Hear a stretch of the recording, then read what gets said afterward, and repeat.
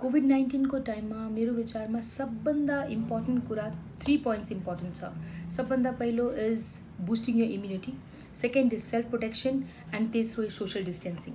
यो तीनटा कुरा हामीले फलो गर्यो भने एटलिस्ट प्रेग्नेन्ट वुमेन्स मात्र पनि होइन, सबैको लागि सेफ हुन्छ। First of all is immune boosting. Obviously तपाईँको इम्युनिटी राम्रो छ भने तपाईँलाई रोग लाग्दैन। यो कोभिडले प्रुभ गरिसकेको छ कि Covid attacks people who are immunocompromised. त्यसै कारणले इम्युन बुस्टअपको मिनिङ भयो, यसको मिनिङ यो होइन कि तपाईँलाई इम्युन बुस्टरै खानुपर्छ होइन। आफ्नो हाई प्रोटिन डाइट खाने, राम्रो एक्सर्साइज गर्ने, तातो कुराहरू खाइराख्ने, आफ्नो इम्युनिटीलाई एउटा राम्रो लेभलमा मेन्टेन गर्ने। You can also start vitamin C tablets. Vitamin C ट्याब्लेटको फर्ममा कि कागती भयो कि अरू फर्ममा, नेचुरल फर्ममा पनि खायो भने इम्युन बुस्टअपको काम गर्छ। फर्स्ट। सेकेन्ड इम्पोर्टेन्ट कुरा हो self protection. Self protection means आफैले कसरी बचाउने। तपाईँ जहाँ पनि बस्नुहुन्छ, जहाँ हिँड्नुहुन्छ, जहाँ जानुहुन्छ, आफ्नो निर एउटा बााउन्ड्री बनाएर राख्नुहोस् कि म यति नजिकमा जान्न, यो कुराले त्यतिकै यो मान्छेसँग यति टाढा हुन्छु। यो एउटा मेन्टेन गर्यो भने प्रब्लम हुन्न। सेनिटाइजर्स युज गर्ने, सेनिटाइज पनि राम्रो क्वालिटीको युज गर्ने, नभए चाहिँ हातले क्लिन राख्ने, साबुन पानीले हात धोइराख्ने, सकेसम्म आफ्नो ह्यान्ड्सलाई आफ्नो फेसनिरको धेरै टाइममा टच नगर्ने, ह्यान्ड्सलाई आइसोलेट गरेर राख्ने। अनि if you maintain this, I think it works. तपाईँ बिहानदेखि बेलुकासम्म काम गरेर राख्नु भएको छ या बाहिरतिर जानुभएको छ, आउने बित्तिकै घरमा आउने बित्तिकै लुगा फर्स्ट चेन्ज गर्ने, राम्ररी सावर लिने, त्यसपछि बल्ल आफ्नो घरको मान्छेहरूकोसँग कन्ट्याक्टमा जाने। यति self protection is very very important. तेस्रो इम्पोर्टेन्ट कुरा छ जो I think it is known by every one is wearing a mask. पहिला सबैले भन्थ्यो N95 लाउनुपर्छ, कसैले भन्थ्यो 2टा मास्क लाउनुपर्छ, कसैले भन्थ्यो फिल्टर मास्क लाउनु हुँदैन। यो इन्फर्मेसन पनि एकदमै जरुरी हो। मास्क लाउनु भनेको एउटा बााउन्ड्री हो। यो बााउन्ड्री किनभने हामीलाई थाहा छ कि यो भाइरस एरोजोलको माध्यमबाट हाम्रो नोज र हाम्रो माउथ र हाम्रो आइज र हाम्रो फेसको तर्फबाट एन्ट्री लिन्छ। यदि हामीले मास्क लाउँछौँ भने mask could be a simple mask, but it should be a good quality mask. मास्कले लाउने बेलामा सकेसम्म बानी हुन्छ, मान्छे मास्क लाउँछन् तल झार्छन्, फेरि मास्क लाउँछन् तल झार्छन्, त्यो बानी नहोस्। किनभने तल झार्ने बेलामा नि माथि लाउनु भने चाहिँ इनोकुलेसन अफ भाइरस हुन्छ।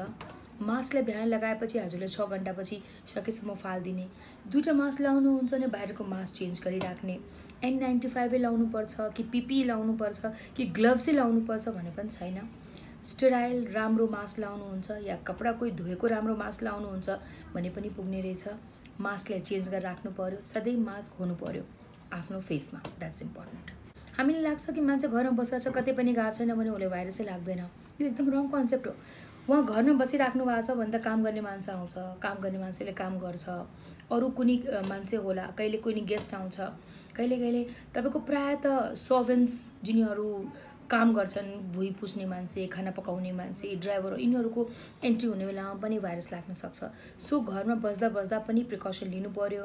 उहाँले आफ्नो यदि कोही आइराख्नु भएको छ या कहीसँग बसिराख्नु भएको छ भने मास्क लाउनु पर्यो। यो सोच्नु भएन उहाँ घरकै मान्छे हो, उहाँले हुँदैन।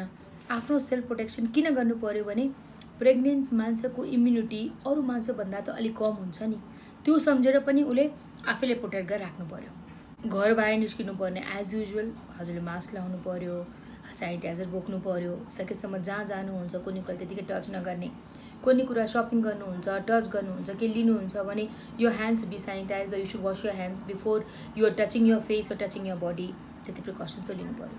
मेन्टल रूपमा यो एकदम इम्पोर्टेन्ट कुरा हो। मान्छेलाई कस्तो लाग्छ कोभिड लाग्यो मलाई त। कोभिड लाग्नेको मिनिङ के हो? तपाईँको यदि कसैले PCR गर्यो, PCR पोजिटिभ आयो, वाट डज द्याट मिन? त्यो इम्पोर्टेन्ट हो कि पेसेन्टलाई सिम्टम छ कि छैन। यदि कोभिड टेस्ट पोजिटिभ आएछ भने मलाई के भइसक्यो, मलाई कोभिडै भइसक्यो, सबै खत्तमै भइसक्यो भने सोच एकदम रङ हो। के बुझ्नु पर्यो भने मेरोमा यदि भाइरस आछ भने मलाई प्रिकसन्स लिनु पर्यो, म अझै कोहीसँग भेट्न भएन, सो द्याट मलाई अरूबाट पनि नसरोस्, मैले अरूलाई पनि नसारोस् होइन। त्यो इम्पोर्टेन्ट हो। इम्युनिटी मेन्टेन गर्नु पर्यो, रेस्ट गर्नु पर्यो, द्याट इज इम्पोर्टेन्ट। सबभन्दा important is warning symptoms. Warning symptoms आउने बित्तिकै patient should get a test done. हामीले सबैले स्क्रिन गर्न भन्दैनौँ। कहिले भन्छौँ कसैलाई ज्वरो आयो, 100-101 ज्वरो आइरहेछ, कसैलाई एकदमै बडी एक भयो, जिउ दुख्यो, रुगा खोकी जस्तो सिम्टम्स आयो, अप्पर रेस्पिरेटरी ट्र्याक्ट इन्फेक्सन जस्तो लाग्यो। तेस्रो इम्पोर्टेन्ट कुरा के खाने बेलामा खानाको टेस्टै आएन, के स्मेल कुनै उहाँले खाना पाकिरहेछ मैले सुँग्नै सकिनँ, मलाई पर्फ्युमको सेन्ट आएन, यो कुराहरू पनि एकदम इम्पोर्टेन्ट सिम्टम्स हो। जिनीहरूले यस्तो सिम्टम्स हुन्छ उहाँले पिसिआर टेस्ट गराउनु पर्यो। यदि पिसिआर पोजिटिभ आउँछ भने you be in self quarantine, you be in home quarantine, take care, take rest, everything will be fine. जिनीहरूले सिम्टम्स हुन्छ, for example there is a population, हामी सबैलाई थाहा छ यदि 100 जनाले कोभिडको भाइरस लाग्छ या COVID-19 हुन्छ भने there will be 2 to 3% people will be very symptomatic. जिनीहरूले सास लिन अप्ठ्यारो भयो, तिनीहरूको सेचुरेसन चेक गर्नु पर्यो, तिनीहरूले मेडिकल हेल्प लिनु पर्यो, त्यो पपुलेसनको लागि छुट्टै ट्रिटमेन्ट छ। आई थिङ्क सबै हस्पिटल्समा त्यो ट्रिटमेन्ट भइरहेछ। They should seek medical help and take treatment. Pregnant वुमेनलाई पनि कोभिड लाग्यो भने एकदमै नराम्रो हुन्छ भने पनि छैन होइन। उसको सिम्टम्स हेर्नु पर्यो, वो सिम्टोमेटिक छ कि असिम्टोमेटिक छ। सिम्टोमेटिक छ भने त्यही हिसाबमा उसको ट्रिटमेन्ट गर्नु पर्यो। उसको ट्रिटमेन्ट र अरू मान्छेको ट्रिटमेन्ट धेरै फरक त छैन, बट प्रेग्नेन्ट मान्छेलाई हामी किन लिन्छौँ भने they are little bit immuno compromise.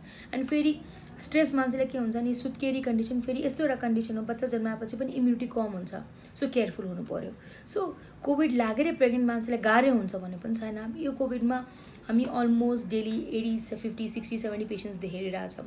हामीले कति प्रेग्नेन्ट पोजिटिभ पेसेन्ट्स हेरिसक्यौँ, ट्रिट गरिसक्यौँ, सर्जरी गरेर र डेलिभरी गरेर पठाइसक्यौँ, but we have not seen any of those patients who become critically ill. So त्यस्तो एकदम आतिनुपर्ने कुरा छैन। म एउटा टेस्ट टु बेबी स्पेसलिस्ट हुने कारणले म यही भन्न चाहन्छु कि यस्तो छैन कि कोभिड टाइम छ भने प्लानिङ गर्न मिलेन कि बच्चा पाउन मिलेन।